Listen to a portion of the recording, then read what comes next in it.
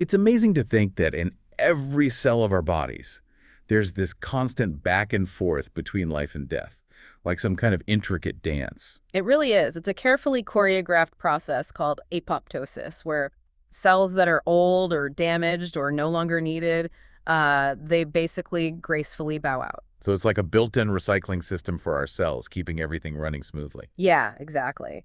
And this process, this programmed cell death, is absolutely vital for our health. It plays a role in everything from shaping our organs during development to protecting us from diseases like cancer. Okay, apoptosis is clearly a big deal. Mm. But how do scientists actually study something so tiny and complex? I mean, how do they know when a cell is about to undergo this programmed suicide? Well, they've developed some really impressive tools to investigate this. One of the most powerful techniques is called flow cytometry. Just imagine, it's like a high-tech sorting machine that can analyze thousands of individual cells per second. Wow, that's incredible. So they're basically looking at each cell individually. Yeah, pretty much. And they can do this based on the cell's unique characteristics, like its size and what's on its surface. So how do they know which cells are undergoing apoptosis? Well, they use these special fluorescent markers that attach to specific molecules on or inside the cell. So think of it like giving each cell a little glowing beacon that reveals its secrets. A glowing beacon, I like that. That makes it easier to visualize. Exactly. And one of the most popular duos in apoptosis research is the combination of Annexin V and Propidium iodide, or PI for short. Annexin V and PI. Tell me more about this dynamic duo. How do they help us understand apoptosis? Well, Annexin V is like a detective that's drawn to a specific molecule called phosphatidylserine, or PS. In healthy cells, PS is tucked away on the inside of the cell membrane, but during the early stages of apoptosis, it flips to the outside. It's like the cell is waving a flag saying, hey, I'm on my way out. That's a great way to put it. Now, PI, it plays a different role. It can only enter cells if their membranes are damaged, which is a sign of late-stage apoptosis, or even another type of cell death called necrosis. So PI is like the coroner arriving on the scene when the damage is done. Okay, that's a little grim, but yeah, you got the idea. By using both Annexin V and PI together, scientists can get a really detailed picture of what stage of apoptosis a cell is in. It's amazing how these tiny markers can reveal so much about what's happening inside a cell. But how do scientists actually see all of this? I mean, we're talking about events at a microscopic level. Right, that's where the flow cytometer comes back in. Remember that high-tech sorting machine? Well, it takes these tagged cells and passes them through a laser beam one by one. So it's like each cell gets its moment in the spotlight. Yeah, exactly. And this laser excites the fluorescent markers, making them emit light, which the machine then detects and analyzes. So each cell has its own unique light signature. You got it. And all this data is displayed on a 4-quadrant plot. It's almost like a treasure map that guides scientists through the different stages of cell death. A treasure map of cell death. I love it. Yeah. So how does this 4-quadrant plot actually work? Okay, so picture a graph divided into 4 sections. Each quadrant represents a different stage in a cell's journey through apoptosis. Okay, I'm following you. In the first quadrant, we have our healthy, happy cells. They're both Annexin V and PI negative, meaning they haven't flipped that PS switch yet, and their membranes are intact. So those cells are just living their best lives. What about the other quadrants? Well, in the second quadrant, things start to get a little more interesting. These cells are Annexin V positive, so they've externalized that PS, but they're still PI negative. Their membranes are holding strong. So they're like, they've gotten the eviction notice, but haven't started packing yet. Yeah, exactly. Now, moving on to the third quadrant, this is where we see the double whammy. These cells are both Annexin V and PI positive, so their membranes have become compromised, and they're well on their way to the final curtain call. So this is late-stage apoptosis, no turning back. And what about that final quadrant? Ah, yes. The fourth quadrant. This is where we find cells that are Annexin V negative but PI positive. This usually means necrosis, a messier form of cell death. So it's like a demolition gone wrong as opposed to controlled implosion. I like that analogy. And this distinction between apoptosis and necrosis is really important, especially when we're talking about inflammation. Okay, now I'm really intrigued. How does inflammation fit into all of this? Well, during apoptosis, remember those cellular cleanup crews I mentioned, the phagocytes? They're alerted to engulf the dying cell before it spills its contents. preventing those components from triggering an inflammatory response. It's like a discrete removal service, keeping things tidy and preventing any unwanted commotion. Precisely. But in necrosis, it's a totally different story. The cell bursts open, releasing all sorts of inflammatory signals that can damage surrounding tissues. This is like a sudden explosion that causes chaos and collateral damage. A perfect analogy. And that's why understanding the difference between apoptosis and necrosis is so important, especially when we're looking at how our bodies respond to injury and disease. Makes sense. So Yeah. using Annexin V and PI staining along with flow cytometry gives scientists a powerful way to track these cellular events in great detail. Exactly. It's really impressive, but I'm curious, are there any limitations to this method? I mean, no technique is perfect, right? You're absolutely right. While Annexin VPI staining is very useful, it does have some limitations. For one, it can be difficult to distinguish between very late apoptosis and necrosis because both involve membrane damage, so you get that PI uptake in both cases. I see. So there's some potential for overlap in those later stages. Exactly. And another thing is that the results can be affected by the specific cell type being studied.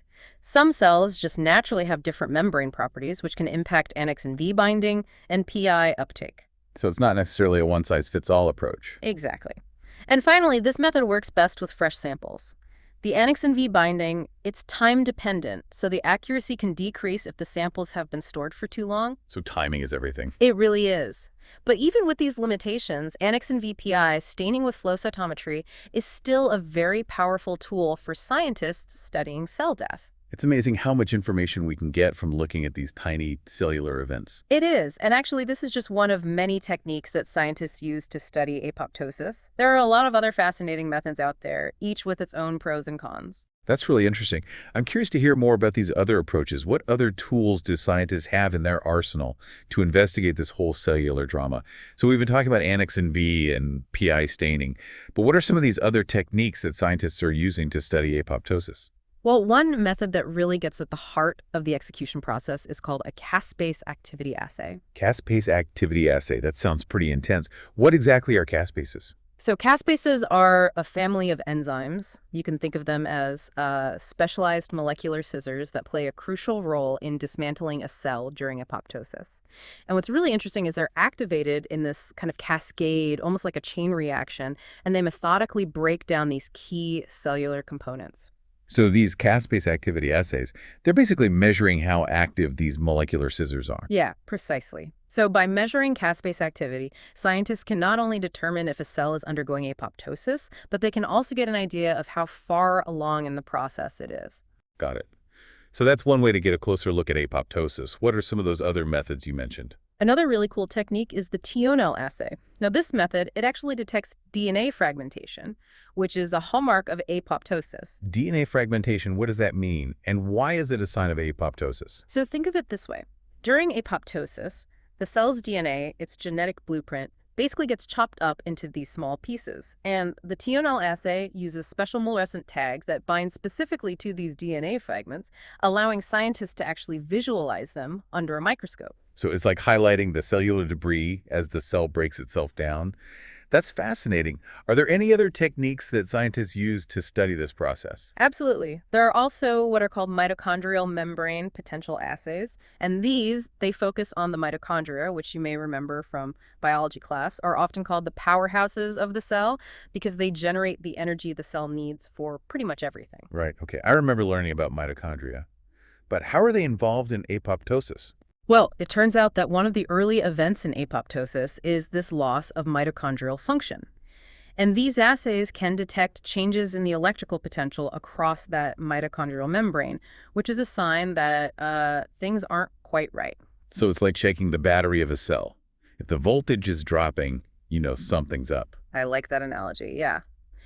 And by monitoring these changes in the mitochondrial membrane potential, scientists can actually detect apoptosis in its very early stages, even before other signs become apparent. Wow, so scientists have all these different tools to study apoptosis from all these different angles. Exactly. And by combining these various methods, they can piece together a really comprehensive understanding of this very intricate process. It's really impressive, but I have to ask, why is it so important to study apoptosis in such detail? That's a great question. And, apoptosis isn't just about how cells die. It's also about how this process can go wrong. And when apoptosis is dysregulated, it can lead to some pretty serious consequences for our health. So you're saying problems with apoptosis can contribute to diseases. Precisely. For example, let's say cells that are supposed to die don't get that signal. Well, they can start to accumulate, and in some cases, they can even become cancers. On the other hand, if apoptosis is triggered too easily, that can lead to excessive cell death, which we see in neurodegenerative diseases like Alzheimer's and Parkinson's. So it sounds like apoptosis has to be carefully balanced, too much or too little, and things can go haywire. Exactly. That's why understanding the mechanisms of apoptosis is so important. It could give us potential targets for therapeutic interventions. So by manipulating apoptosis, we could potentially treat things like cancer or neurodegenerative disorders. That's the hope. And there's actually some really promising research going on in this area already. For instance, scientists are working on ways to selectively induce apoptosis in cancer cells while sparing healthy cells. Wow, that's incredible, like developing a targeted missile that only goes after the bad guys. I like that. And conversely, researchers are also trying to figure out how to prevent or at least delay apoptosis in conditions where excessive cell death is the main problem. So it's about finding the right strategy, either promoting apoptosis to get rid of harmful cells or inhibiting it to protect vulnerable cells. Exactly. It's a complex challenge for sure, but the potential benefits are huge. I'm just amazed by this idea that something as tiny as cell death could have such far-reaching implications for our health. It really makes you appreciate the complexity of the human body even more. It really does. It's a testament to how interconnected all our biological systems are. Even something as seemingly simple as a cell dying can have these ripple effects throughout the whole body. It's really mind-boggling to think that scientists are actually working on therapies that could, like, directly manipulate this whole cell death dance. Yeah, it really shows you how far we've come in understanding these fundamental processes. And these breakthroughs, they aren't just happening in research labs, they're actually making their way into drug development too. Oh, that's right. You mentioned that understanding how a drug affects apoptosis is super important. Could you maybe explain that a little bit more? Sure. Let's say you're developing a new cancer drug. What you really want is to make sure it kills cancer cells, but it doesn't harm those healthy cells. Right, of course. So how does apoptosis come into play here? Well, one of the ways to kill cancer cells is to basically trigger apoptosis. So during the drug development process, researchers will very carefully study how a potential drug affects apoptosis in both cancer cells and healthy cells. So they're looking for drugs that act like assassins, specifically targeting those cancer cells for elimination. That's a great way to put it. They want to find these compounds that will induce apoptosis in those rogue cells, but leave the healthy cells alone. Wow, that's amazing. It's like developing a smart bomb that only explodes at the right target. What about drugs for other types of diseases? Well, when you're dealing with conditions where there's too much cell death happening, like in neurodegenerative diseases, it's the opposite scenario.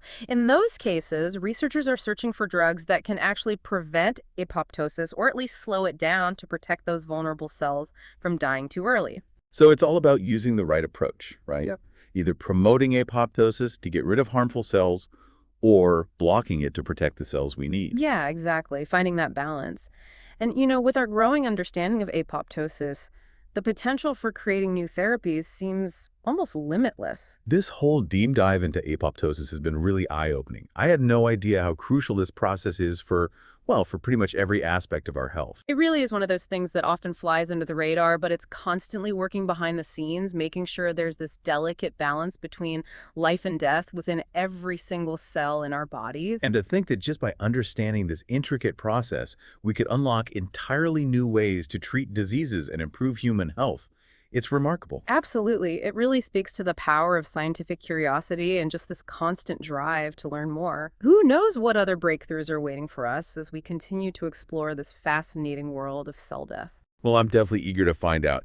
Thanks so much for taking us on this incredible journey into the world of apoptosis. It's been truly enlightening. It's been my pleasure. Thank you for listening to Podcast Learn and Fun.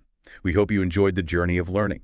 If you like our videos, please subscribe, click the like button, comment, and share. See you next time.